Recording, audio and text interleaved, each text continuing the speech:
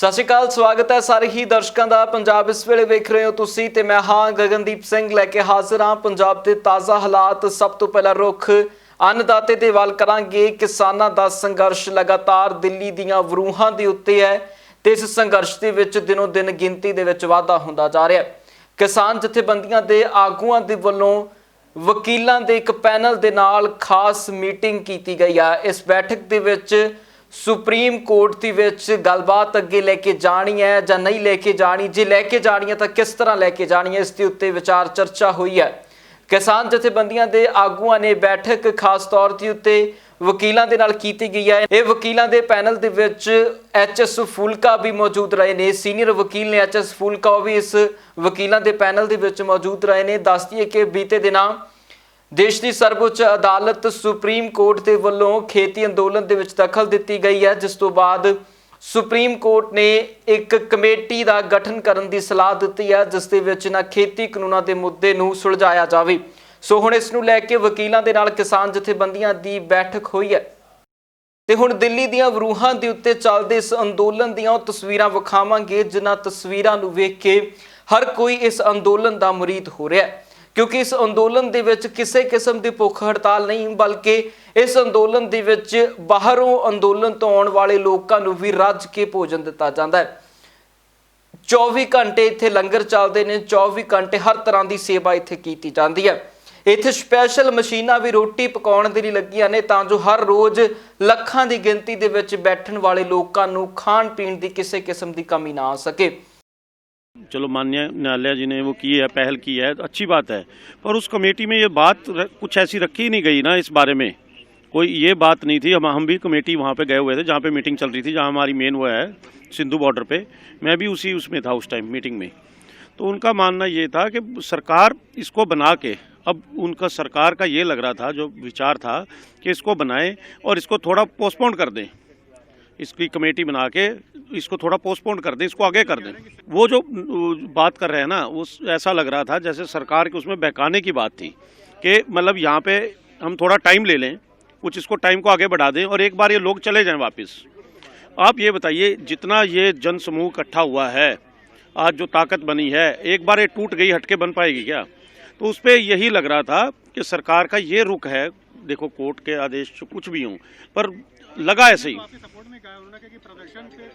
हाँ बिल्कुल, अच्छा है, कर रहे हैं। देखिए आपको उस दिन से लग रहा होगा अनुशासन में ही चल रहा है सब कुछ। ये तो ये करवाना चाह रहा है प्रशासन। देखो अब हमारी कुछ ट्रॉलियाँ उधर रुकी हुई हैं, आपको पता होगा यूपी के हर बॉर्डर पे रोक दी गई है, हर जिले में रोक दी गई हैं। तो ये तो करना, हरियाणा वालों ने भी कर लिया था, उसने अपनी पूरी ताकत लगा दी थी हरियाणा सरकार ने। रुका है क्या जो किसान घर से निकला है? मैं ये कह रहा हूँ मोदी जी को वहाँ पे जाके उनको संबोधित कर रहे हैं, यहाँ पे जो बैठे हुए हैं इनको क्यों नहीं संबोधित कर रहे, जो उनके घर में बैठे हुए हैं? इसके बारे में तो आप बताओ ना। उनको जो सौगात दे के आएंगे, वो टॉफियाँ तो पहले जो 15 लाख की सौगात दी थी, 15 लाख रुपए खाते में आएंगे, वो किसको मिले हैं? मिले हैं को आपको एक आदमी मिला जिसको मिले हैं? वो टॉफी वहाँ पे भी दें। बहुत अच्छी अच्छी टॉफियाँ ना ऐसी अच्छी तैयार हैं। ये टॉफियों ने तो मार दिया मुल्क। हमें जब ये आया था ना, जब ये मोदी जी का वो आया था, हमने भी बड़े दिल से पूरा जोर लगा के हर आदमी से अपील की थी कि वोट दो, किसान का एक अवतार नया आया है, किसान को जो पैदा करेगा। ਅੱਜ ਲਗਭਗ 3 ਮਹੀਨੇ ਹੋ ਗਏ ਸਾਨੂੰ ਇੱਥੇ ਪੰਜਾਬ ਦੇ ਵਿੱਚ ਸੰਘਰਸ਼ ਕਰਦਿਆਂ ਨੂੰ, ਥੋੜੇ ਦਿਨ ਹੀ ਘੱਟ ਹੈ। ਤੇ ਦੂਸਰਾ ਦਿੱਲੀ ਦੇ ਵਿੱਚ ਵੀ ਸਾਡਾ 24ਵਾਂ ਦਿਨ ਹੈ। ਸਰਕਾਰ ਮੰਨਦੀ ਵੀ ਹੈ ਸਾਰਾ ਕੁਝ ਕਿ ਅਸੀਂ ਚਾਹੁੰਦੇ ਹਾਂ ਲਾਗੂ ਕਰ ਦਈਏ, ਪਰ ਇੱਕੋ ਹੀ ਉਹ ਖਾਲੀ ਡੱਬਾ ਆਪਣੇ ਹੱਥ 'ਚ ਰੱਖਣਾ ਚਾਹੁੰਦੀ ਹੈ ਕਿ ਅਸੀਂ ਜਦੋਂ ਮਰਜ਼ੀ ਇਹਦੇ ਵਿੱਚ ਫੇਰ ਹਨੂਮਾਨ ਦੀ ਪੂਛ ਪਾ ਲਈਏ। ਅਸੀਂ ਨਹੀਂ ਚਾਹੁੰਦੇ ਕਿ ਕੋਈ ਅਜਿਹੀ, ਹਨੂਮਾਨ ਇੱਕ ਪਵਿੱਤਰ ਸਾਡੇ ਵਾਸਤੇ ਵਿਅਕਤੀ ਹੈ, ਪਵਿੱਤਰ ਸਾਡਾ ਧਰਮ ਦਾ ਆਗੂ ਹੈ। ਇਹੋ ਜਿਹਾ ਕੁਛ ਉਹ ਨਾ ਸੋਚਣ ਕਿ ਘੱਟੋ ਘੱਟ ਸਾਨੂੰ ਕੋਈ ਕਿਰਲੀ ਦੀ ਪੂਛ ਵੱਢ ਕੇ ਕਹਿਣਗੇ ਆ ਅਸੀਂ ਸਾਰੇ ਕਿਰਲੀ ਤਾਂ ਠੀਕ ਹੈਗੀ ਅਤੇ ਡੱਬੇ 'ਚ ਪਾ ਲੈਂਦੇ ਹਾਂ, ਅਤੇ ਫਿਰ ਉਹਨੇ ਪੂਛ ਨੇ ਉਗਾਉਣਾ। ਅਸੀਂ ਇਸ ਗੱਲ ਦੇ ਮਾਰੇ ਸਾਫ਼ ਕੀਤਾ ਹੋਇਆ ਕਿ ਅਸੀਂ ਪੂਰਾ ਮਨ ਸੰਘਰਸ਼ ਲੜ ਰਹੇ ਹਾਂ, ਪੂਰੇ ਪੰਜਾਬ ਦੇ ਵਿੱਚ ਵੀ, ਪੂਰੇ ਦੇਸ਼ ਦੇ ਵਿੱਚ ਵੀ, ਦਿੱਲੀ ਵਿੱਚ ਵੀ। ਇਹ ਇੱਕ ਉਹ ਰੋਲ ਹੈ ਵੀ ਜਿਵੇਂ ਪੰਜਾਬ ਦੀਆਂ ਚੋਣਾਂ ਆਉਣ ਵਾਲੀਆਂ, 5 ਸੂਬਿਆਂ ਦੀਆਂ ਚੋਣਾਂ ਆਉਣ ਵਾਲੀਆਂ, ਜਿੱਥੋਂ ਤੱਕ ਇਸ ਧਿਰ ਦੀ ਗੱਲ ਹੈ, ਆਮ ਆਦਮੀ ਪਾਰਟੀ ਦੀ ਗੱਲ ਹੈ, ਉਹ ਤਰਲੋ ਮੱਛੀ ਹੋ ਰਹੀ ਹੈ ਕਿ ਸਾਨੂੰ ਅਸੀਂ ਦਿੱਲੀ ਦਾ ਜੋ ਸਾਡੇ ਹੱਥ ਲੱਗਿਆ ਹੋਇਆ ਕੁਝ ਹਿੱਸਾ ਹੈ ਉਹਨੂੰ ਅਸੀਂ ਕਿਵੇਂ ਫੈਲਾ ਸਕਦੇ ਹਾਂ ਦੇਸ਼ ਦੇ ਬਾਕੀ ਸੂਬਿਆਂ 'ਚ। ਇਹਦਾ ਇੱਕ ਹਿੱਸਾ ਹੈ। ਬਿੱਲ ਪਾੜਨ ਨਾਲ ਕੋਈ ਹੱਲ ਨਹੀਂ ਹੋਣਾ। ਜੇ ਕੇਜਰੀਵਾਲ ਚਾਹੁੰਦਾ ਹੈ ਆ ਕੇ ਬੈਠੇ ਕਿਸਾਨਾਂ ਨਾਲ, ਸਾਡੇ ਨਾਲ ਬੈਠੇ ਆ ਕੇ ਸਾਡੀਆਂ ਮੰਗਾਂ ਦੇ ਵਿੱਚ, ਪਰ ਉਹ ਇੱਕ ਕਿਸਾਨ ਦੇ ਹਮਾਇਤੀ ਦੇ ਤੌਰ ਤੇ ਬੈਠੇ, ਆਮ ਆਦਮੀ ਪਾਰਟੀ ਦੇ ਨੇਤਾ ਦੇ ਤੌਰ ਤੇ ਨਾ ਬੈਠੇ। ਜੇ ਕਾਂਗਰਸ ਚਾਹੁੰਦੀ ਹੈ ਕਿ ਅਸੀਂ ਬਹਿਣਾ ਹੈ, ਮੈਂ ਕਹਿੰਦਾ ਭਾਰਤੀ ਜਨਤਾ ਪਾਰਟੀ ਦੀ ਲੀਡਰਸ਼ਿਪ ਪੰਜਾਬ ਦੀ ਅਸਤੀਫੇ ਦੇਈ ਜਾਂਦੀ ਹੈ, ਅਸੀਂ ਕਦਰ ਕਰਾਂਗੇ ਕਿ ਸਾਡੇ ਨਾਲ ਬੈਠੇ ਆ ਕੇ।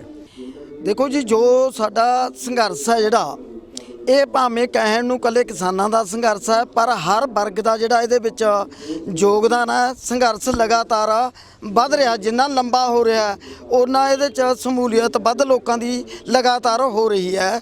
ਸੰਘਰਸ਼ ਇਸ ਕਰਕੇ ਲਗਾਤਾਰ ਵੱਧ ਰਿਹਾ ਕਿਉਂਕਿ ਭਾਵੇਂ ਉਹ ਖੇਤੀ ਵਿਰੋਧੀ ਕਾਨੂੰਨ ਨੇਗੇ ਜਿਹੜੇ ਲੈ ਕੇ ਆਈਆਂ ਕਾਲੇ, ਪਰ ਹਰ ਇੱਕ ਵਰਗ ਤੇ ਜਿਹੜਾ ਇਹਦਾ ਮਾਰੂ ਪ੍ਰਭਾਵ ਆ ਉਹ ਪੈ ਰਿਹਾ ਤੇ ਆਉਣ ਵਾਲੇ ਸਮੇਂ ਦੇ ਵਿੱਚ ਹੋਰ ਵੀ ਵੱਧ ਪੈਣਾ ਹੈ। ਇਸ ਕਰਕੇ ਹਰ ਇੱਕ ਵਰਗ ਹੈ ਜਿਹੜਾ ਇਸ ਸੰਘਰਸ਼ ਦੇ ਵਿੱਚ ਕੁੱਦ ਰਿਹਾ ਹੈ, ਚਾਹੇ ਉਹ ਕੋਈ ਬੁੱਧੀਜੀਵੀ ਹੈ, ਕੋਈ ਮਜ਼ਦੂਰ ਹੈ, ਆੜ੍ਹਤੀ ਹੈ, ਵਪਾਰੀ ਹੈ, ਹੋਰ ਵੀ ਜਿੰਨੇ ਵਰਗ ਇੱਥੇ ਮਿਹਨਤਕਸ਼ ਲੋਕ ਨੇ, ਉਹ ਸਮੁੱਚੇ ਵਰਗ ਇਹਦੇ 'ਚ ਆਪਣੀ ਸ਼ਮੂਲੀਅਤ ਆ ਜਿਹੜੀ ਉਹ ਕਰ ਰਹੇ ਨੇ। ਜਿਹੜੀਆਂ ਦੇਖੋ ਇਹਨਾਂ ਦੀਆਂ ਬਿਆਨਬਾਜ਼ੀਆਂ ਨੇ ਪਾਰਟੀਆਂ ਦੀਆਂ, ਉਹਨਾਂ ਦੀ ਤਾਂ ਆਪਣੀਆਂ ਰੋਟੀਆਂ ਸੇਕਣ ਵਾਲੀ ਗੱਲ ਹੈ। ਜਦੋਂ ਇਹ ਕਾਨੂੰਨ ਬਣਦੇ ਸੀ ਉਦੋਂ ਇਹ ਪਾਰਟੀਆਂ ਕਿੱਥੇ ਸੀ? ਉਦੋਂ ਵੀ ਤਾਂ ਇਹ ਵਿੱਚ ਹੀ ਸ਼ਾਮਲ ਸੀ। ਇਹਨਾਂ ਨੂੰ ਸਭ ਕੁਝ ਪਤਾ ਸੀ। ਪਤਾ ਹੋਣ ਦੇ ਬਾਵਜੂਦ ਇਹਨਾਂ ਨੇ ਉਦੋਂ, ਜਦੋਂ ਇਹਨਾਂ ਨੂੰ ਬੋਲਣਾ ਚਾਹੀਦਾ ਸੀ ਉਦੋਂ ਤਾਂ ਇਹ ਬੋਲੇ ਨਹੀਂ। ਹੁਣ ਇਹਨਾਂ ਦੀਆਂ ਬਿਆਨਬਾਜ਼ੀਆਂ ਦਾ ਕੋਈ ਅਰਥ ਨਹੀਂ ਹੈਗਾ। ਹੁਣ ਤਾਂ ਇਹ ਆਉਣ ਵਾਲੀਆਂ ਚੋਣਾਂ ਨੂੰ ਦੇਖ ਕੇ ਆਪੋ ਤਾਂ ਆਪ ਲੱਗੇ ਹੋਏ ਨੇ, ਇੱਕ ਦੂਜੇ ਤੋਂ ਮੂਹਰੇ ਹੋ ਕੇ ਚੱਲਦੇ ਨੇ ਵੀ ਅਸੀਂ ਕਿਸਾਨਾਂ ਦੇ ਹੱਕ 'ਚ, ਆਪ ਵਾਲੇ ਕਹਿੰਦੇ ਅਸੀਂ ਕਿਸਾਨਾਂ ਦੇ ਹੱਕ 'ਚ, ਅਕਾਲੀ ਕਹਿੰਦੇ ਅਸੀਂ ਕਿਸਾਨਾਂ ਦੇ ਹੱਕ 'ਚ, ਕਾਂਗਰਸ ਕਹਿੰਦੀ ਅਸੀਂ ਕਿਸਾਨਾਂ ਦੇ ਹੱਕ 'ਚ। ਅਸਲ ਰੂਪ 'ਚ ਇਹ ਜਿਹੜੀਆਂ ਸਰਕਾਰਾਂ ਹੁੰਦੀਆਂ ਇਹ ਕਦੇ ਵੀ ਲੋਕ ਪੱਖੀ ਨਹੀਂ ਹੁੰਦੀਆਂ। ਬੀਤੇ ਦਿਨੀ ਦਿੱਲੀ ਦੇ ਮੁੱਖ ਮੰਤਰੀ ਅਰਵਿੰਦ ਕੇਜਰੀਵਾਲ ਦੇ ਵੱਲੋਂ ਖੇਤੀ ਕਾਨੂੰਨਾਂ ਦੀਆਂ ਕਾਪੀਆਂ ਨੂੰ ਵਿਧਾਨ ਸਭਾ ਦੇ ਵਿੱਚ ਪਾੜਿਆ ਗਿਆ ਸੀ ਅਤੇ ਖੇਤੀ ਕਾਨੂੰਨਾਂ ਦੇ ਵਿਰੋਧ ਦੇ ਵਿੱਚ ਪ੍ਰਸਤਾਵ ਵੀ ਦਿੱਲੀ ਦੀ ਵਿਧਾਨ ਸਭਾ ਦੇ ਵਿੱਚ ਪੇਸ਼ ਕੀਤਾ ਗਿਆ, ਜਿਸ ਤੋਂ ਬਾਅਦ ਆਮ ਆਦਮੀ ਪਾਰਟੀ ਪੰਜਾਬ ਦੇ ਵਿਧਾਇਕ ਅਰਵਿੰਦ ਕੇਜਰੀਵਾਲ ਦਾ ਧੰਨਵਾਦ ਕਰਨ ਦੇ ਲਈ ਦਿੱਲੀ ਪਹੁੰਚੇ ਨੇ ਅਤੇ ਨਾਲ ਹੀ ਉਹਨਾਂ ਇਸ ਮੌਕੇ ਦੇ ਉੱਤੇ ਭਾਜਪਾ ਦਾ ਕਰੜੇ ਸ਼ਬਦਾਂ ਦੇ ਵਿੱਚ ਵਿਰੋਧ ਕੀਤਾ ਹੈ। ਤੇ ਇਸ ਮੌਕੇ ਦੇ ਉੱਤੇ ਕੈਪਟਨ ਅਮਰਿੰਦਰ ਸਿੰਘ ਦੀ ਬਿਆਨਬਾਜ਼ੀ ਦੇ ਉੱਤੇ ਵਰਤੇ ਹੋਈ ਵੀ ਭਾਜਪਾ ਦੇ ਨਾਲ ਕੈਪਟਨ ਅਮਰਿੰਦਰ ਸਿੰਘ ਨੂੰ ਵੀ ਰਗੜੇ ਦੇ ਵਿੱਚ ਲਿਆਏ ਆਮ ਆਦਮੀ ਪਾਰਟੀ ਦੇ ਵਿਧਾਇਕਾਂ ਨੇ। ਦੇਖੋ ਜੀ, ਸਾਰੇ ਦੇਸ਼ ਦੇ ਕਿਸਾਨ ਮਜ਼ਦੂਰ ਮੋਦੀ ਸਾਹਿਬ ਦੇ ਝੂਠੇ ਕਾਲੇ ਕਾਨੂੰਨਾਂ ਦੇ ਖਿਲਾਫ ਜਿਹੜੇ ਸੰਵਿਧਾਨ ਦੀਆਂ ਧੱਜੀਆਂ ਉਡਾਉਂਦੇ ਹੋਏ ਉਹਨਾਂ ਨੇ ਲੈ ਕੇ ਆਏ ਮੋਦੀ ਸਾਹਿਬ, ਉਹਨਾਂ ਦੇ ਖਿਲਾਫ ਬੈਠਾ ਔਰ ਉਹਦੀ ਅਗਵਾਈ ਪੰਜਾਬ ਕਰ ਰਿਹਾ। ਔਰ ਜਿਹੜਾ ਵੀ ਬੰਦਾ ਸਾਡਾ ਉਹਦੇ ਸਾਥ ਦਿੰਦਾ ਸੀ ਉਹਦੇ ਧੰਨਵਾਦੀ। ਸਾਡੇ ਮੁੱਖ ਮੰਤਰੀ ਅਰਵਿੰਦ ਕੇਜਰੀਵਾਲ ਸਾਹਿਬ ਭਾਵੇਂ ਸੇਵਾਦਾਰ ਬਣ ਕੇ ਸ਼ੁਰੂ ਤੋਂ ਹੀ ਲੱਗੇ ਹੋਏ ਨੇ, ਜਿੱਦਾਂ ਦੇ ਇੱਥੇ ਆ ਕੇ ਧਰਨੇ ਤੇ ਬੈਠੀਆਂ ਸਾਡੀਆਂ ਸੰਗਤਾਂ ਉਹਦੇ ਤੇ ਲੱਗੇ ਹੋਏ ਨੇ। ਭਾਵੇਂ ਲੰਗਰ ਦਾ ਇੰਤਜ਼ਾਮ ਹੋਵੇ, ਪਾਣੀ ਦਾ ਇੰਤਜ਼ਾਮ ਹੋਵੇ, ਪਖਾਨੇ ਦਾ ਇੰਤਜ਼ਾਮ ਹੋਵੇ, ਕੋਈ ਵੀ ਇੰਤਜ਼ਾਮ, ਕੋਈ ਮੈਡੀਕਲ ਸਹੂਲਤ ਚਾਹੁੰਦੀ ਹੋਵੇ ਉਹ ਕਰਨ ਵਾਸਤੇ ਮੰਤਰੀ ਵੀ ਲੱਗੇ ਹੋਏ ਨੇ, ਸਾਡੇ ਸਾਰੇ ਲੱਗੇ ਹੋਏ ਨੇ। ਲੇਕਿਨ ਸਾਡੇ ਸਾਰਿਆਂ ਦੀ ਮੰਗ ਸੀ ਕਿ ਵਿਧਾਨ ਸਭਾ ਦੇ ਵਿੱਚ ਵੀ ਇਹਦਾ ਵਿਰੋਧ ਕੀਤਾ ਜਾਵੇ। ਸੋ ਅਰਵਿੰਦ ਕੇਜਰੀਵਾਲ ਜੀ ਨੇ ਇੱਕ ਮਤਾ ਲੈ ਕੇ ਆਂਦਾ, ਉਹਦਾ ਵਿਰੋਧ ਕੀਤਾ ਕਾਲੇ ਕਾਨੂੰਨਾਂ ਦਾ, ਜਿਹੜਾ ਕਿ ਕੇਂਦਰ ਨੂੰ ਭੇਜਿਆ ਜਾਵੇਗਾ। ਤੇ ਉਸ ਤੋਂ ਬਾਅਦ ਉਹ ਬਿੱਲਾਂ ਨੂੰ ਵਿਰੋਧ ਕਰਨ ਵਾਸਤੇ ਫਾੜਿਆ ਗਿਆ। ਔਰ ਇਕੱਲੇ ਅਰਵਿੰਦ ਕੇਜਰੀਵਾਲ ਜੀ ਨੇ ਨਹੀਂ ਫਾੜੇ, ਉਹਨਾਂ ਦੇ ਮੰਤਰੀਆਂ ਨੇ, ਉਹਨਾਂ ਦੇ ਐਮਐਲਏ ਨੇ, ਸਾਰਿਆਂ ਨੇ ਫਾੜ ਕੇ ਬਾਅਦ 'ਚ ਉਹਨਾਂ ਨੂੰ ਅੱਗ ਲਾਈ। ਸੋ ਅਸੀਂ ਇਸ ਜਿਹੜੀ ਸਾਡੀ ਸਪੋਰਟ, ਸਾਡਾ ਇਹਦੇ ਨਾਲ ਦਿਲ ਵਧਿਆ, ਕੇਂਦਰ ਸਰਕਾਰ 'ਤੇ ਦਬਾਅ ਵਧੇਗਾ। ਸੋ ਅਸੀਂ ਉਹਦਾ ਧੰਨਵਾਦ ਕਰਨ ਵਾਸਤੇ ਗਏ ਸੀ ਅੱਜ। ਕੈਪਟਨ ਅਮਰਿੰਦਰ ਸਿੰਘ ਜੀ ਨੇ ਇੱਦਾਂ ਦੀ ਸ਼ਬਦਾਵਲੀ ਮੈਂ ਸਮਝਦਾ ਉਹਨਾਂ ਨੂੰ ਵਰਤਣੀ ਨਹੀਂ ਚਾਹੀਦੀ। ਉਹਦਾ ਕਾਰਨ ਕੀ ਹੈ ਕਿ ਫਰੌਡ ਤਾਂ ਉਹਨਾਂ ਨੇ ਪੰਜਾਬ ਦੇ ਨਾਲ ਕੀਤਾ। ਉਹਨਾਂ ਨੇ ਕਿਹਾ ਸੀ ਕਿ ਪੰਜਾਬ ਦੇ ਲੋਕਾਂ ਨੂੰ ਅਸੀਂ 2500 ਰੁਪਇਆ ਬੁਢਾਪਾ ਪੈਨਸ਼ਨ ਦੇਵਾਂਗੇ, ਪੰਜਾਬ ਦੇ ਨੌਜਵਾਨਾਂ ਨੂੰ ਅਸੀਂ ਬੇਰੁਜ਼ਗਾਰੀ ਭੱਤਾ 2500 ਦੇਵਾਂਗੇ, ਪੰਜਾਬ ਦੀਆਂ ਧੀਆਂ ਭੈਣਾਂ ਨੂੰ 51,000 ਰੁਪਇਆ ਸ਼ਗਨ ਸਕੀਮ ਦੇਵਾਂਗੇ, ਹਰ ਘਰ ਦੇ ਵਿੱਚ ਕਹਿੰਦੇ ਅਸੀਂ ਰੁਜ਼ਗਾਰ ਦੇਵਾਂਗੇ, ਹਰ ਕਿਸਾਨ ਮਜ਼ਦੂਰ ਦਾ ਅਸੀਂ ਕਰਜ਼ਾ ਮਾਫ ਕਰਾਂਗੇ, ਹਰ ਇੱਕ ਪਰਿਵਾਰ ਨੂੰ 5 ਮਰਲੇ ਦਾ ਪਲਾਟ ਦੇਵਾਂਗੇ। ਧੋਖਾ ਕਿਹਦੇ ਨਾਲ ਕੀਤਾ ਹੈ? ਪੰਜਾਬ ਨਾਲ ਕੀਤਾ ਕਿ ਤੁਸੀਂ ਪੰਜਾਬ ਦੇ ਦੇਸ਼ ਨਾਲ ਕੀਤਾ? ਤੁਸੀਂ ਗੱਲਾਂ ਕਰ ਰਹੇ ਹੋ ਅੱਜ ਮੁੱਖ ਮੰਤਰੀ ਦਿੱਲੀ ਦੀਆਂ। ਛੱਡਿਓ ਕੈਪਟਨ ਸਾਹਿਬ, ਤੁਸੀਂ ਕਹਿੰਦੇ ਕਿ 3 ਕਾਨੂੰਨ ਅਸੀਂ ਜਿਹੜੇ ਆ ਰੱਦ ਕਰ ਦਿੱਤੇ ਆ। ਤੁਸੀਂ ਪਹਿਲਾਂ ਜਿਹੜੇ ਬਾਦਲ ਸਾਹਿਬ ਦੀ ਪਾਰਟੀ ਦੇ ਸਮੇਂ 3 ਜਿਹੜੇ ਥਰਮਲ ਪਲਾਂਟਾਂ ਨਾਲ ਕੀਤੇ ਸਮਝੌਤੇ ਆ, ਜਿਨ੍ਹਾਂ ਨੂੰ ਜਾਖੜ ਸਾਹਿਬ ਨੇ ਬਾਰ-ਬਾਰ ਪ੍ਰੈਸ ਕਾਨਫਰੰਸ ਕਰਕੇ ਗੱਲ ਕੀਤੀ ਸੀ ਕਿ ਅਸੀਂ ਸਾਡੀ ਸਰਕਾਰ ਬਣਾ ਦਿਓ, ਪੰਜਾਬ ਨੂੰ ਸਭ ਤੋਂ ਸਸਤੀ ਬਿਜਲੀ ਅਸੀਂ ਦੇਵਾਂਗੇ, ਕਿ ਅਸੀਂ ਉਹ 3 ਥਰਮਲ ਪਲਾਂਟਾਂ ਦੇ ਨਾਲ ਸਮਝੌਤੇ ਰੱਦ ਕਰਾਂਗੇ। ਤੁਸੀਂ ਕੇਂਦਰ ਵਾਲੇ ਕਾਨੂੰਨ ਛੱਡੋ, ਪਹਿਲਾਂ ਇਹ ਜਿਹੜੇ ਪੰਜਾਬ ਦੇ ਲੋਕਾਂ ਨੂੰ ਸਸਤੀ ਬਿਜਲੀ ਦੇਣ ਦੇ ਲਈ ਜੋ ਬਾਦਲ ਸਾਹਿਬ ਦੀ ਪਾਰਟੀ ਦੇ ਨਾਲ ਉਸ ਸਮੇਂ ਉਹਨਾਂ ਨੇ ਸਮਝੌਤੇ ਕੀਤੇ ਸੀ, ਉਸ ਸਮੇਂ ਦੀ ਸਰਕਾਰ ਨੇ, ਉਹ ਪਹਿਲਾਂ ਜਿਹੜੇ ਕਾਨੂੰਨ ਆ ਉਹ ਰੱਦ ਕਰਕੇ ਦਿਖਾਓ। ਇੱਥੇ ਦਿੱਲੀ ਦੀਆਂ ਸੜਕਾਂ ਤੇ ਬੈਠੇ ਨੇ, ਉਹਨਾਂ ਦੀਆਂ ਸਮੱਸਿਆਵਾਂ ਨੂੰ ਲੈ ਕੇ, ਉਹਨਾਂ ਦੀਆਂ ਸਮੱਸਿਆਵਾਂ ਦੇ ਹੱਲ ਨੂੰ ਲੈ ਕੇ ਇਹ ਕਾਪੀਆਂ ਪਾੜੀਆਂ ਗਈਆਂ ਤਾਂ ਕਿ ਮੋਦੀ ਸਰਕਾਰ ਨੂੰ ਪਤਾ ਲੱਗ ਸਕੇ ਕਿ ਦਿੱਲੀ ਗਵਰਨਮੈਂਟ ਵੀ ਤੁਹਾਡਾ ਸਾਥ ਨਹੀਂ ਦੇ ਰਹੀ। ਇਸ ਕਰਕੇ ਕਾਪੀਆਂ ਸਾੜੀਆਂ ਨੇ। ਇਹਦੇ ਵਿੱਚ 2022 ਦੀ ਇਲੈਕਸ਼ਨ ਦਾ ਕੋਈ ਸੰਬੰਧ ਨਹੀਂ। ਉਧਰ ਦੇਸ਼ ਦੇ ਪ੍ਰਧਾਨ ਮੰਤਰੀ ਨਰਿੰਦਰ ਮੋਦੀ ਨੇ ਮੱਧ ਪ੍ਰਦੇਸ਼ ਦੇ ਕਿਸਾਨਾਂ ਨੂੰ ਵੀ ਵਰਚੁਅਲ ਮੀਟਿੰਗ ਦੇ ਜ਼ਰੀਏ ਸੰਬੋਧਨ ਕੀਤਾ ਹੈ ਤੇ ਇਸ ਮੌਕੇ ਦੇ ਉੱਤੇ ਨਰਿੰਦਰ ਮੋਦੀ ਖੇਤੀ ਕਾਨੂੰਨਾਂ ਦੇ ਫਾਇਦੇ ਗਿਣਾਉਂਦੇ ਨਜ਼ਰ ਆਏ ਤੇ ਨਾਲ ਹੀ ਵਿਰੋਧੀਆਂ ਦੇ ਵੱਲੋਂ ਨਾ ਕੀਤੇ ਗਏ ਕੰਮਾਂ ਦੀ ਵੀ ਆਪਣੇ ਵੱਲੋਂ ਕਰੇ ਜਾਣ ਦੀ ਸੋਭਾ ਉਹਨਾਂ ਦੇ ਵੱਲੋਂ ਗਾਈ ਗਈ ਹੈ। राज्य सरकारों को मेरा सुझाव है कि आसान भाषा में, आसान तरीके से समझ में आने वाली फार्मिंग एग्रीमेंट उसका एक खाका बना करके किसानों को दे के रखना चाहिए ताकि कोई किसान से चीटिंग न कर सके। साथियों, मुझे खुशी है कि देश भर में किसानों ने नए कृषि सुधारों को न सिर्फ गले लगाया है बल्कि भ्रम फैलाने वालों को भी सिरे से नकार रहे हैं। जिन किसानों में अभी थोड़ी सी भी आशंका बची है उनसे मैं फिर से कहूंगा कि आप एक बार फिर सोचिए, जो हुआ ही नहीं है, जो होने वाला ही नहीं है, उसका भ्रम और डर फैलाने वाली जमात से आप सतर्क रहिए। ऐसे लोगों को मेरे किसान भाइयों बहनों पहचानिए। इन लोगों ने हमेशा किसानों से धोखा दिया है, उनको धोखा दिया है, उनका इस्तेमाल किया है और आज भी यही कर रहे हैं। मेरी इस बातों को इसके बाद भी, सरकार के इन प्रयासों के बाद भी अगर किसी को कोई आशंका है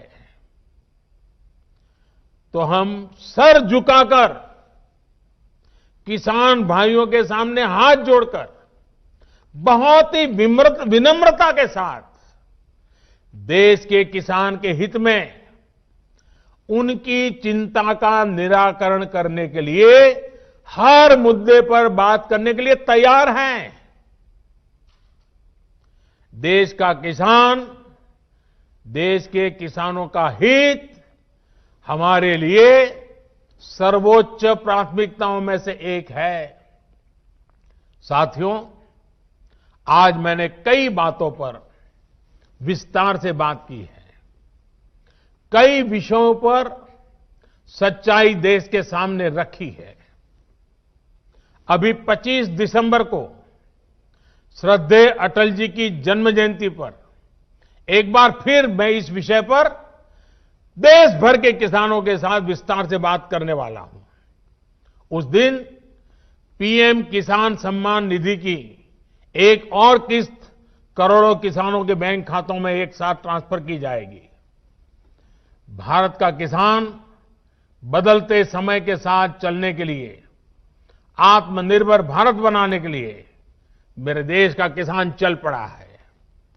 नए संकल्पों के साथ नए रास्तों पर हम चलेंगे भी और यह देश सफल होगा, ये देश का किसान भी सफल होगा। ਉਧਰ ਖੇਤੀ ਕਾਨੂੰਨਾਂ ਨੂੰ ਲੈ ਕੇ ਭਾਜਪਾ ਦੇ ਇੱਕ ਸਾਂਸਦ ਦੇ ਵੱਲੋਂ ਬਿਆਨ ਦਿੱਤਾ ਗਿਆ। ਉਹਨਾਂ ਦਾ ਕਹਿਣਾ ਹੈ ਕਿ ਕੇਂਦਰ ਸਰਕਾਰ ਲਗਾਤਾਰ ਗੱਲਬਾਤ ਕਰਨ ਦੇ ਲਈ ਤਿਆਰ ਹੈ ਪਰ ਕਿਸਾਨ ਬੈਠ ਕੇ ਗੱਲਬਾਤ ਕਰਨ ਤੇ ਨਾਲ ਹੀ ਉਹਨਾਂ ਇਸ ਦਰਮਿਆਨ ਕਾਂਗਰਸ ਪਾਰਟੀ ਦੀ ਗੱਲ ਕੀਤੀ ਅਤੇ ਉਸ ਤੋਂ ਬਾਅਦ ਖੁਦ ਹੀ ਗੱਲਬਾਤ ਦੇ ਦੌਰਾਨ ਇਸ ਗੱਲ ਦੇ ਉੱਤੇ ਯੂ ਟਰਨ ਲੈ ਗਏ। पहली बात, सुप्रीम कोर्ट तो आज कह रहा है, माननीय अमित शाह जी ने, हमारे कृषि मंत्री ने, प्रधानमंत्री जी ने कहा है हम लोग किसानों के हितैषी हैं। ये राजनीतिक विद्वेष, राजनीतिक खेल को छोड़ के 1, 2, 10, 20, 30 लोग कहीं बैठ करके किसानों के हित की बात करें। हम लोग बैठते हैं टेबल पर, या तो हम उन्हें समझा लेंगे, नहीं तो वो हमें समझा लें। सुप्रीम कोर्ट तो आज कह रहा है, हम तो इसको महीना भर से कहते चले आ रहे हैं, हमारी सरकार कहती चली आ रही है कि तो ये जो आंदोलन का रास्ता छोड़ के, एक मिनट, आंदोलन का रास्ता छोड़ के जब हम आह्वान कर रहे हैं, इस पर बहस लोकसभा में पूरी हुई, राज्यसभा में पूरी हुई। अगर हमने कुछ गलत किया, सरकार ने कुछ कम किया, तो गलत किया, तो जैसे राम मंदिर के विरोध में सारी पार्टियां सुप्रीम कोर्ट चली गई थी, इस बिल के खिलाफ में भी कांग्रेस को, अन्य दलों को सुप्रीम कोर्ट जाना चाहिए। सुप्रीम कोर्ट तो जा नहीं रहे, बेचारे सीधे साधे किसानों के कंधे पर धर के बंदूक मैं कांग्रेस की बात ही नहीं कर नहीं, मैं किसी का नाम नहीं ले रहा, आपने मैं कांग्रेस का नाम नहीं ले रहा, हैं। मैं कांग्रेस का नाम नहीं ले रहा। नहीं, मेरा सवाल जाजी मैंने कांग्रेस का नाम, ये तो मुद्दा नहीं, इतना बड़ा है कि कांग्रेस का- इस पे अगर हम चर्चा सुनिए, करेंगे तो घंटों लगेगा। नहीं, कांग्रेस का नाम आपने लिया, मैंने कांग्रेस नहीं, का नाम मैंने नहीं लिया। आपने लिया, मैंने कांग्रेस का नाम नहीं मैंने लिया। आपको रोका है। महाराज जी मेरा एक सवाल है आपसे।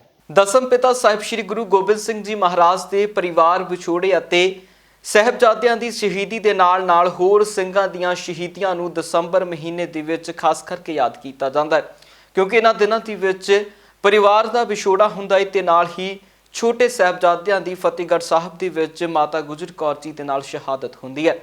ਇਸ ਦਾ ਦਿਨਾਂ ਨੂੰ ਯਾਦ ਕਰਦਿਆਂ ਸ਼ਹੀਦੀ ਪੰਦਰਵਾੜਾ ਇਤਿਹਾਸ ਦੇ ਝਰੋਖਿਆਂ ਦੇ ਨਾਲ ਹੀ ਗੁਰਦੁਆਰਾ ਭੱਠਾ ਸਾਹਿਬ ਤੋਂ ਆਰੰਭ ਕੀਤਾ ਗਿਆ, ਜਿੱਥੇ 3 ਦਿਨਾਂ ਸਮਾਗਮ ਤੋਂ ਬਾਅਦ ਹੁਣੇ ਕਾਫਲਾ ਅੱਗੇ ਦੇ ਲਈ ਰਵਾਨਾ ਹੋ ਚੁੱਕਿਆ ਹੈ।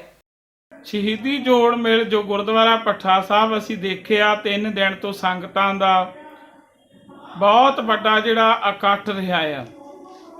ਅਸੀਂ ਐਤਕੀ ਸੋਚ ਰਹੇ ਵਿਚਾਰ ਰਹੇ ਸਭ ਪ੍ਰਬੰਧਕ ਸਾਰੇ ਵੀਰ ਇਲਾਕੇ ਦੀਆਂ ਕਮੇਟੀਆਂ ਬਹਿ ਕੇ ਵੀ ਸ਼ਾਇਦ ਐਤਕੀ ਸੰਗਤ ਵਿੱਚ ਫਰਕ ਪੈਣਾ, ਕਿਉਂਕਿ ਇੱਕ ਬਹੁਤ ਵੱਡਾ ਮੋਰਚਾ ਸਾਡੇ ਕਿਸਾਨ ਵੀਰ ਦਿੱਲੀ ਦੇ ਵਿੱਚ ਲਾ ਕੇ ਬੈਠੇ ਆ ਆਪਣੇ ਹੱਕਾਂ ਦੇ ਲਈ, ਸਰਬੱਤ ਦੇ ਭਲੇ ਦੇ ਵਾਸਤੇ ਤੇ ਹਾਕਮਾਂ ਦੇ ਜੋ ਮਾੜੇ ਕਾਨੂੰਨਾਂ ਨੂੰ ਖਤਮ ਕਰਨ ਦੇ ਵਾਸਤੇ ਕਹਿਰ ਭਰੀ ਠੰਡ ਦੇ ਵਿੱਚ ਅਸੀਂ ਸਾਰੇ ਹੀ ਬਜ਼ੁਰਗ ਬਹਿ ਕੇ ਵਿਚਾਰਦੇ ਸੀ ਕਿ ਸ਼ਾਇਦ ਐਤਕੀ ਸੰਗਤ ਦਾ ਫਰਕ ਪੈਣਾ, ਪਰ ਸੰਗਤ ਉਸੇ ਤਰ੍ਹਾਂ ਹੀ ਜਿਵੇਂ ਹਰ ਸਾਲ ਆਉਂਦੀ ਆ। ਪਰ ਇੱਕ ਬੜਾ ਵੇਖਣ ਨੂੰ ਇਹ ਚੀਜ਼ ਨਵੀਂ ਐਤਕੀ ਸ਼ਹੀਦੀ ਜੋੜ ਮੇਲਿਆਂ 'ਚ ਦੇਖਣ ਨੂੰ ਮਿਲੀ ਆ ਕਿ ਜਿਹੜੇ ਬੱਚੇ ਬਹੁਤ ਹੁੱਲੜਬਾਜ਼ੀ ਕਰਦੇ ਤੇ ਜਾਂ ਸ਼ਰਾਰਤਬਾਜ਼ੀ ਕਰਦੇ ਤੇ ਉਹ ਬੜੀ ਸਾਦਗੀ ਜੀ ਫੀਲ ਹੋਈ ਸੰਗਤ ਜੀ, ਜਿਵੇਂ ਨੇ ਸੰਗਤਾਂ ਭਾਵੇਂ ਗੁਰੂ ਘਰਾਂ ਵਿੱਚ ਦਰਸ਼ਨ ਕਰਦੀਆਂ, ਪਰ ਮਹਿਸੂਸ ਪਤਾ ਨਹੀਂ ਕਿਉਂ ਬਾਰ-ਬਾਰ ਇਦਾਂ ਹੋ ਰਿਹਾ ਸੀ ਵੀ ਇਹਨਾਂ ਦੀਆਂ ਧੜਕਣਾਂ ਸਾਰਿਆਂ ਦੀਆਂ ਕਿਸਾਨ ਜਥੇਬੰਦੀਆਂ ਦੇ ਨਾਲ ਜੁੜੀਆਂ ਹੋਈਆਂ ਨੇ। ਭਾਵੇਂ ਸ਼ਹੀਦੀ ਜੋੜ ਮੇਲ ਤੇ ਆਪਣੀ ਸ਼ਰਧਾ ਪ੍ਰਗਟ ਜ਼ਰੂਰ ਕਰਨ ਆਈਆਂ ਨੇ, ਤਾਂ ਇਹ ਬਹੁਤ ਵਧੀਆ ਸੰਗਤ ਰਹੀ ਆ। ਸੰਗਤ ਵਿੱਚ ਕੋਈ ਫਰਕ ਨਹੀਂ ਰਿਹਾ, ਪਰ ਇੱਕ ਸਾਦਗੀ ਮਹਿਸੂਸ ਜ਼ਰੂਰ ਹੈ ਕਿ ਸਾਨੂੰ ਹੋਈ। ਚੋਣਾਂ ਦੇ ਦਰਮਿਆਨ ਕੈਪਟਨ ਅਮਰਿੰਦਰ ਸਿੰਘ ਨੇ ਨੌਜਵਾਨਾਂ ਨੂੰ ਸਮਾਰਟਫੋਨ ਦੇਣ ਦਾ ਵਾਅਦਾ ਕੀਤਾ ਸੀ ਤੇ ਇਸੇ ਕੜੀ ਦੇ ਤਹਿਤ ਬੀਤੇ ਦਿਨੀ ਪੰਜਾਬ ਦੇ ਵੱਖ-ਵੱਖ ਜ਼ਿਲ੍ਹਿਆਂ ਦੇ ਵਿੱਚ ਅਗਲੀ ਕੜੀ ਦੇ ਵਿੱਚ ਸਮਾਰਟਫੋਨ ਵੰਡੇ ਗਏ ਨੇ, ਜਿਸ ਦੇ ਉੱਤੇ ਰਾਜਕੁਮਾਰ ਵੇਰਕਾ ਵੀ ਇੱਕ ਸਮਾਗਮ ਦੇ ਵਿੱਚ ਪਹੁੰਚੇ ਅਤੇ ਵਿਦਿਆਰਥੀਆਂ ਨੂੰ ਸਮਾਰਟਫੋਨ ਦਿੱਤੇ ਨੇ। ਅੱਜ ਕੈਪਟਨ ਕਨੈਕਟ ਸਮਾਰਟਫੋਨ ਦਾ ਆਗਾਜ਼ ਕੀਤਾ ਹੈ ਗਵਰਨਮੈਂਟ ਸਕੂਲ ਛਾਟਾ ਵਿਖੇ, ਔਰ ਮੈਂ ਮਹਿਸੂਸ ਕਰਦਾ ਕਿ ਕੈਪਟਨ ਅਮਰਿੰਦਰ ਸਿੰਘ ਜੀ ਦੇ ਇਹ ਜਿਹੜੀ ਅੱਜ ਸ਼ੁਰੂਆਤ ਕੀਤੀ ਹੈ ਸੈਕੰਡ ਫੇਜ਼ ਦੀ ਸ਼ੁਰੂਆਤ ਹੈ, ਔਰ 80,000 ਦੇ ਕਰੀਬ ਜਿਹੜੇ ਸਾਡੇ ਵਿਦਿਆਰਥੀ ਹੈ ਉਹਨਾਂ ਨੂੰ ਫਾਇਦਾ ਹੋਏਗਾ। ਉਹ ਮੈਂ ਮਹਿਸੂਸ ਕਰਦਾ ਕਿ ਇਹ ਜਿਹੜਾ ਸਮਾਰਟਫੋਨ ਹੈ ਇਹ ਪੂਰਾ ਵਾ ਕਿਤਾਬਾਂ ਦਾ ਬੈਗ ਆ। ਉਹ ਇਹਦੇ ਵਾਸਤੇ ਤੁਸੀਂ ਜਿਸ ਤਰ੍ਹਾਂ ਦੀ ਵੀ ਤਿਆਰੀ ਕਰਨਾ ਚਾਹੁੰਦੇ ਹੋ, ਜਿਸ ਤਰ੍ਹਾਂ ਦੀ ਵੀ ਪੜ੍ਹਾਈ ਕਰਨਾ ਚਾਹੁੰਦੇ ਹੋ, ਇਹ ਵਿੱਚ ਪੂਰੀ ਦੁਨੀਆ ਦੀ ਇਨਫੋਰਮੇਸ਼ਨ ਹੈ, ਪੂਰੀਆਂ ਕਿਤਾਬਾਂ ਆ। ਔਰ ਮੈਂ ਮਹਿਸੂਸ ਕਰਦਾ ਕਿ ਬੱਚੇ ਆਪਣੀ ਜ਼ਿੰਦਗੀ ਦੀ ਤਰੱਕੀ ਵਾਸਤੇ ਇਹ ਚੰਗੀਆਂ ਪਲੰਘਾਂ ਪੁੱਟਣਗੇ, ਔਰ ਮੈਂ ਸਾਰੇ ਬੱਚਿਆਂ ਨੂੰ ਬਹੁਤ ਬਹੁਤ ਮੁਬਾਰਕਬਾਦ ਦੇਣਾ। ਸਿੱਖ ਪੰਥ ਦੇ 9ਵੇਂ ਗੁਰੂ ਸਾਹਿਬ ਸ੍ਰੀ ਗੁਰੂ ਤੇਗ ਬਹਾਦਰ ਜੀ ਮਹਾਰਾਜ ਦੇ ਜੋਤੀ ਜੋਤ ਦਿਵਸ ਦੇ ਸਬੰਧ ਦੇ ਵਿੱਚ ਸ੍ਰੀ ਅਕਾਲ ਤਖਤ ਸਾਹਿਬ ਤੋਂ ਅਲੌਕਿਕ ਨਗਰ ਕੀਰਤਨ ਸਜਾਇਆ ਗਿਆ। ਇਸ ਮੌਕੇ ਦੇ ਉੱਤੇ ਸੰਗਤਾਂ ਦਾ ਵੱਡਾ ਠਾਠਾ ਮਾਰਦਾ ਇਕੱਠ ਵੀ ਨਜ਼ਰ ਆਇਆ ਤੇ ਇਸ ਮੌਕੇ ਦੇ ਉੱਤੇ ਸੰਗਤਾਂ ਨੇ ਵੱਡੇ ਪੱਧਰ ਦੇ ਉੱਤੇ ਸ੍ਰੀ ਦਰਬਾਰ ਸਾਹਿਬ ਦੇ ਵਿੱਚ ਹਾਜ਼ਰੀ ਵੀ ਭਰੀ। ਸਿੱਖ ਧਰਮ ਦੇ ਵਿੱਚ ਸ਼ਹਾਦਤ ਨੂੰ ਬਹੁਤ ਅਹਿਮੀਅਤ ਦਿੱਤੀ ਗਈ ਹੈ। ਧੰਨ ਧੰਨ ਸਾਹਿਬ ਸ੍ਰੀ ਗੁਰੂ ਅਰਜਨ ਦੇਵ ਜੀ ਮਹਾਰਾਜ ਦੀ ਪਾਵਨ ਸ਼ਹਾਦਤ ਤੋਂ ਬਾਅਦ ਗੁਰੂ ਘਰ ਦੇ ਵਿੱਚ ਧੰਨ ਗੁਰੂ ਤੇਗ ਬਹਾਦਰ ਸਾਹਿਬ ਸੱਚੇ ਪਾਤਸ਼ਾਹ ਦੀ ਸ਼ਹਾਦਤ ਇੱਕ ਬਹੁਤ ਵੱਡਾ ਸਾਕਾ ਹੋ ਨਿਬੜੀ ਇਤਿਹਾਸ ਦੇ ਅੰਦਰ। ਔਰ ਅਸੀਂ ਪਰਸੋਂ ਧੰਨ ਧੰਨ ਸਾਹਿਬ ਸ੍ਰੀ ਗੁਰੂ ਤੇਗ ਬਹਾਦਰ ਸਾਹਿਬ ਸੱਚੇ ਪਾਤਸ਼ਾਹ ਦਾ ਸ਼ਹੀਦੀ ਪੁਰਬ ਬੜੀ ਸ਼ਰਧਾ ਤੇ ਉਤਸ਼ਾਹ ਸਹਿਤ ਮਨਾ ਰਹੇ ਹਾਂ। ਪੂਰੀ ਦੁਨੀਆ ਦੇ ਵਿੱਚ ਜਿੱਥੇ ਜਿੱਥੇ ਵੀ ਨਾਨਕ ਨਾਮ ਲੇਵਾ ਸਿੱਖ ਰਹਿੰਦਾ ਹੈ, ਧੰਨ ਗੁਰੂ ਤੇਗ ਬਹਾਦਰ ਸਾਹਿਬ ਸੱਚੇ ਪਾਤਸ਼ਾਹ ਦੀ ਸ਼ਹਾਦਤ ਮੌਕੇ ਉਹਨਾਂ ਦੀ ਮਹਾਨ ਮਨੁੱਖਤਾ ਨੂੰ ਦੇਣ ਨੂੰ ਯਾਦ ਕਰ ਰਿਹਾ। ਸ੍ਰੀ ਅਕਾਲ ਤਖਤ ਸਾਹਿਬ ਵੱਲੋਂ ਸ੍ਰੀ ਦਰਬਾਰ ਸਾਹਿਬ ਜੀ ਵੱਲੋਂ ਵੀ ਅੱਜ ਧੰਨ ਗੁਰੂ ਤੇਗ ਬਹਾਦਰ ਸਾਹਿਬ ਸੱਚੇ ਪਾਤਸ਼ਾਹ ਦੀ ਸ਼ਹੀਦੀ ਪੁਰਬ ਨੂੰ ਸਮਰਪਿਤ ਸ੍ਰੀ ਅਕਾਲ ਤਖਤ ਸਾਹਿਬ ਜੀ ਤੋਂ ਧੰਨ ਧੰਨ ਸਾਹਿਬ ਸ੍ਰੀ ਗੁਰੂ ਗ੍ਰੰਥ ਸਾਹਿਬ ਜੀ ਦੀ ਛਤਰ ਛਾਇਆ ਹੇਠ ਤੇ ਪੰਜ ਪਿਆਰੇ ਸਾਹਿਬਾਨ ਦੀ ਅਗਵਾਈ ਦੇ ਵਿੱਚ ਨਗਰ ਕੀਰਤਨ ਪਰ ਆਰੰਭ ਹੋਏ ਨੇ। ਧੰਨ ਗੁਰੂ ਤੇਗ ਬਹਾਦਰ ਸਾਹਿਬ ਸੱਚੇ ਪਾਤਸ਼ਾਹ ਦੀ ਸ਼ਹਾਦਤ ਇੱਕ ਮਹਾਨ ਸੇਧ, ਮਹਾਨ ਸਬਕ ਵੀ ਦਿੰਦੀ ਹੈ ਸਾਰੇ ਸੰਸਾਰ ਨੂੰ। ਜਦੋਂ ਜ਼ਬਰ ਹੋ ਰਿਹਾ ਹੋਵੇ, ਜਦੋਂ ਜ਼ੁਲਮ ਹੋ ਰਿਹਾ ਹੋਵੇ, ਜ਼ਬਰੀ ਧਰਮ ਪਰਿਵਰਤਨ ਦੀ ਲਹਿਰ ਚੱਲ ਰਹੀ ਹੋਵੇ, ਮਾਨਵੀ ਹੱਕ ਜਿਹੜੇ ਹੈ ਉਹ ਕੁਚਲੇ ਜਾ ਰਹੇ ਹੋਣ, ਮਨੁੱਖੀ ਅਧਿਕਾਰਾਂ ਦੀ ਉਲੰਘਣਾ ਹੋ ਰਹੀ ਹੋਵੇ, ਦਬੇ ਕੁਚਲੇ ਸਮਾਜ ਖਤਮ ਕੀਤੇ ਜਾ ਰਹੇ ਹੋਣ, ਕਿਰਤੀਆਂ ਮਜ਼ਦੂਰਾਂ ਦੇ ਨਾਲ ਧੱਕਾ ਹੋ ਰਿਹਾ ਹੋਵੇ, ਤੇ ਇਸ ਮੌਕੇ ਦੇ ਉੱਤੇ ਧੰਨ ਗੁਰੂ ਤੇਗ ਬਹਾਦਰ ਸਾਹਿਬ ਸੱਚੇ ਪਾਤਸ਼ਾਹ ਦੀ ਸ਼ਹਾਦਤ ਬਹੁਤ ਵੱਡਾ ਸਾਡੇ ਲਈ ਇਤਿਹਾਸ ਦੇ ਅੰਦਰ ਪ੍ਰੇਰਨਾ ਸਰੋਤ ਹੈ। ਜੋ ਸ਼ਹੀਦੀ ਗੁਰੂ ਤੇਗ ਬਹਾਦਰ ਸਾਹਿਬ ਜੀ 1775 ਈਸਵੀ ਵਿੱਚ ਚਾਂਦਨੀ ਚੌਂਕ ਵਿਖੇ ਹੋਈ ਗੁਰੂ ਤੇਗ ਬਹਾਦਰ ਸਾਹਿਬ ਜੀ ਦੇ ਸ਼ਹੀਦੀ ਦਿਹਾੜਾ ਇੱਥੇ ਸ੍ਰੀ ਹਰਿਮੰਦਰ ਸਾਹਿਬ ਵੀ ਮਨਾ ਰਹੀਆਂ ਨੇ ਔਰ ਚਾਂਦਨੀ ਚੌਂਕ ਵਿਖੇ ਗੁਰਦੁਆਰਾ ਸੀਸਗੰਜ ਸਾਹਿਬ ਵੀ ਮਨਾ ਰਹੀਆਂ ਨੇ ਔਰ ਗੁਰੂ ਕੇ ਅਨੇਕ ਪਿਆਰੇ ਗੁਰੂ ਕੇ ਸਿੱਖ ਭਾਈ ਸਤੀਦਾਸ ਜੀ, ਭਾਈ ਦਿਆਲਾ ਜੀ, ਭਾਈ ਮਤੀਦਾਸ ਜੀ, ਉਹਨਾਂ ਨੂੰ ਅਨੇਕਾਂ ਹੀ ਕੁਰਬਾਨੀਆਂ ਦਿੱਤੀਆਂ ਨੇ ਔਰ ਕੋਟ-ਕੋਟ ਪ੍ਰਣਾਮ ਗੁਰੂ ਕੇ ਤੇਗ ਬਹਾਦਰ ਸਾਹਿਬ ਸ਼ਹੀਦੀ ਦਿਹਾੜੇ ਨੂੰ ਕੋਟ-ਕੋਟ ਪ੍ਰਣਾਮ। ਇਹੋ ਹੀ ਸੰਦੇਸ਼ ਦੇਣਾ ਚਾਹੁੰਦਾ ਹੈ, ਸੇਵਾ ਸਿਮਰਨ ਵਿੱਚ ਜੁੜ ਜਾਓ, ਬਾਣੀ ਦੇ ਧਾਰਨੀ ਹੋ ਜਾਓ, ਸੇਵਾ ਸਿਮਰਨ ਵਿੱਚ ਜੁੜ ਜਾਓ ਔਰ ਸਰਬੱਤ ਦਾ ਭਲਾ ਮੰਗ ਰਹੀਆਂ ਨੇ ਸੰਗਤਾਂ। ਪੰਜਾਬ ਇਸ ਵੇਲੇ ਦੇ ਵਿੱਚ ਫਿਲਹਾਲ ਦੇ ਲਈ ਨਹੀਂ, ਫਿਰ ਮੁੜ ਹਾਜ਼ਰ ਹੁੰਨੇ ਆ ਨਵੀਆਂ ਤੇ ਤਾਜ਼ਾ ਅਪਡੇਟਸ ਦੇ ਨਾਲ। ਤਦ ਤੱਕ ਲਈ ਮੈਨੂੰ ਦਿਓ ਇਜਾਜ਼ਤ। ਧੰਨਵਾਦ।